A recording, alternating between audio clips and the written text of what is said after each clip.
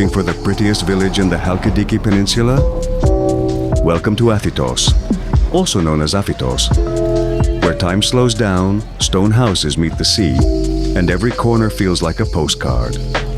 We'll stroll through cobblestone streets, find the best spots for dinner with a view, explore where the locals swim, and show you how to get here the easy way. This is your personal guide to one of the most scenic places in northern Greece. Let's go! First things first, parking. As you enter Athytos from the main road, keep an eye out for the free parking spots right near the entrance. They fill up fast, especially in summer. We'll talk more about that in the last chapter, but for now, just know you don't need to worry about meters or permits. Now, welcome to the heart of the village. Athytos is perched on the eastern edge of the Cassandra Peninsula, one of the three legs of Halkidiki. Unlike the busier resort towns nearby, Athytos still feels like a traditional village. Its roots go way back, even mentioned in ancient writings as Aphytes. And these stone houses, they're classic Macedonian architecture, thick-walled for summer heat, and many restored to look just as they did in the 1800s. Almost every corner you turn, you'll see blooming bougainvillea, rustic wooden balconies, and handcrafted signs welcoming you into family-run shops or guest houses. You'll notice Athytos has a tradition of pedestrianizing many streets at night, especially during the summer months. It adds to that cozy, laid-back feeling and makes it easier to just wander without dodging scooters or cars. Even during the day, most of the village feels calm and walkable. The roads are narrow, but that's part of the charm. As you can see, no big hotel blocks here, just boutique accommodations, small squares, and everyday life moving at half the speed. On your left and right, you'll pass cozy cafes, craft shops, and traditional tavernas with checkered tablecloths that haven't changed in decades. But there's variety too. Grab a gyros or souvlaki on the go, or sip a cold freddo espresso under the shade of olive trees.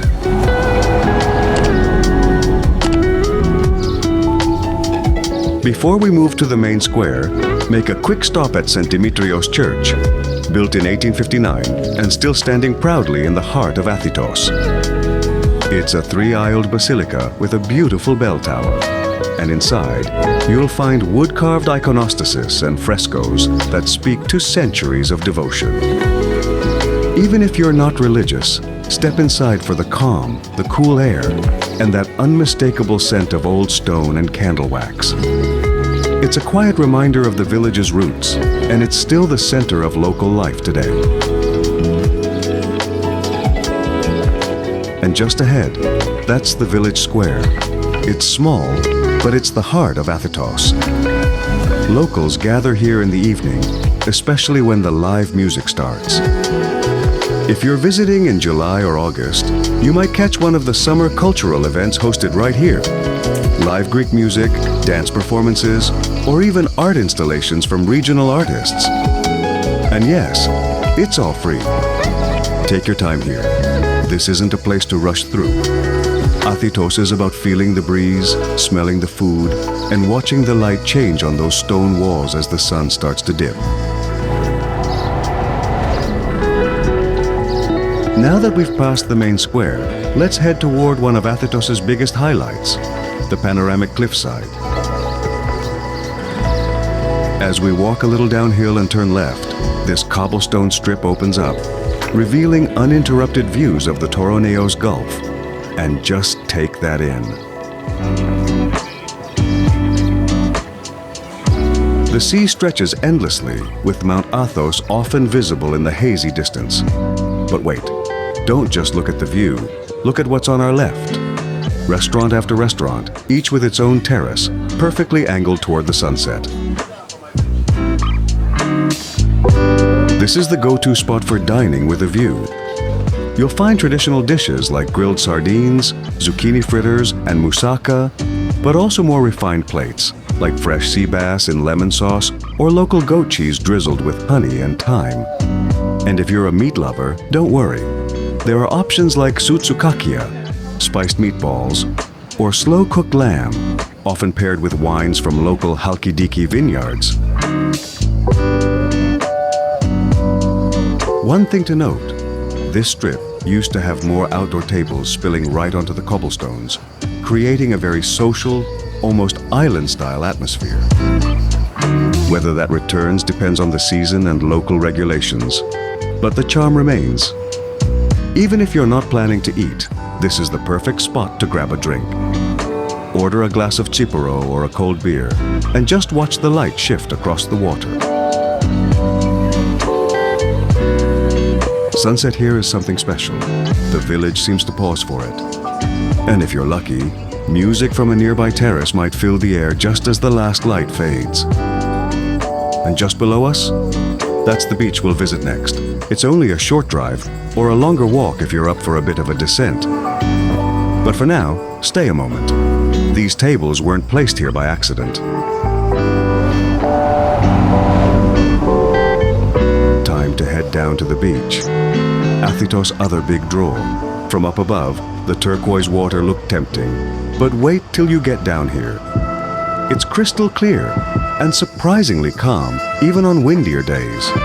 The beach is mostly sandy, but some parts have smooth rocks at the entrance, so water shoes might help if you're sensitive. There's a relaxed vibe here. Think more local, less touristy. You'll find a mix of beach bars with loungers and umbrellas, and quieter stretches where people just bring a towel and find shade under the trees. What's changed in recent years? A new wave of beach bars has popped up, blending traditional taverna cooking with modern style. You can sit right on the sand, order seafood or a Greek salad, and watch your plate come out with an artistic drizzle. But don't worry, the old-school tavernas are still here too, serving grilled octopus and ouzo, just like they always have. Parking? It's mostly informal, gravel spots and tree-shaded patches close to the sand. But these fill up fast in summer, especially on weekends, so come early. So, how do you get to Athytos? It's about 85 kilometers from Thessaloniki, which has the nearest international airport. That's around an hour's drive, depending on traffic. Renting a car is your best bet, especially if you want to explore other parts of Cassandra.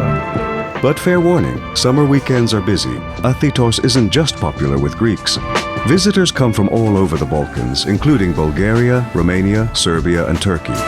The main roads can get clogged, especially after midday.